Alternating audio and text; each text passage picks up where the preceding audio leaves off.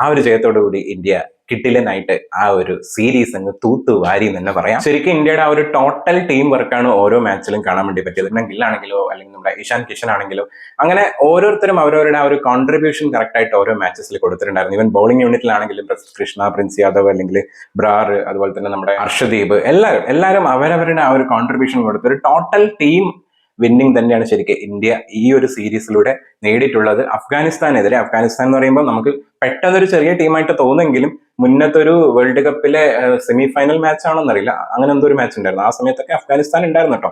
അപ്പോൾ അഫ്ഗാനിസ്ഥാൻ ഒരേ സമയം നല്ലൊരു ടീമാണ്, ചില സമയത്ത് നമ്മൾ അറിയില്ലേ അട്ടിമറിക്കാൻ പറ്റുന്ന ഒരു ടീമും കൂടിയാണ്. അങ്ങനെ നമ്മൾ ചില സമയത്തൊക്കെ കാണാറുണ്ട്. പക്ഷെ ഇപ്പം കുറച്ച് വീര്യം കുറഞ്ഞിരിക്കുന്നു. അപ്പൊ ഈ ഒരു വീര്യം കുറഞ്ഞ ടീമിനെ ഇന്ത്യക്ക് തോൽപ്പിക്കാൻ വേണ്ടി പറ്റി, ആ ഒരു സീരീസ് എടുക്കാൻ വേണ്ടി പറ്റി. ആൻഡ് ഇന്നലെ നടന്ന മാച്ച് നടന്ന ചെപ്പോക്കിലും കൂടിയായിരുന്നു.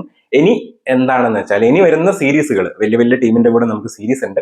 അതായത് ഇന്ത്യ ഒരിക്കലും ചെറിയ ടീമല്ല കേട്ടോ. ഞാൻ പറയുന്നത് വെച്ചാൽ ആ ഒരു കോമ്പീറ്റ് ചെയ്യാൻ പറ്റുന്ന, ഇപ്പം സൗത്ത് ആഫ്രിക്ക ആണെങ്കിലും അല്ലെങ്കിൽ ഓസ്ട്രേലിയ ആണെങ്കിലും ന്യൂസിലൻഡ് ആണെങ്കിലും അങ്ങനെയുള്ള ഇംഗ്ലണ്ടിന്റെ കൂടെയൊക്കെ നമുക്ക് സീരീസ് വരാനുണ്ട്.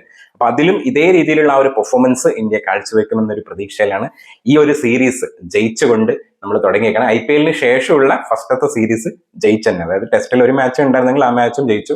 ODI ആണെങ്കിലും 3 മാച്ച് കണ്ടിന്യൂസ് ആയിട്ട് ജയിച്ചിട്ടുണ്ട്. തോൽവി ഇപ്പം അറിഞ്ഞിട്ടില്ല എന്ന് വേണം പറയാൻ. അപ്പൊ നമുക്ക് നോക്കാം അടുത്ത മാച്ചിലേക്ക് എന്താ സംഭവിക്കാൻ പോകുന്നുള്ളത്.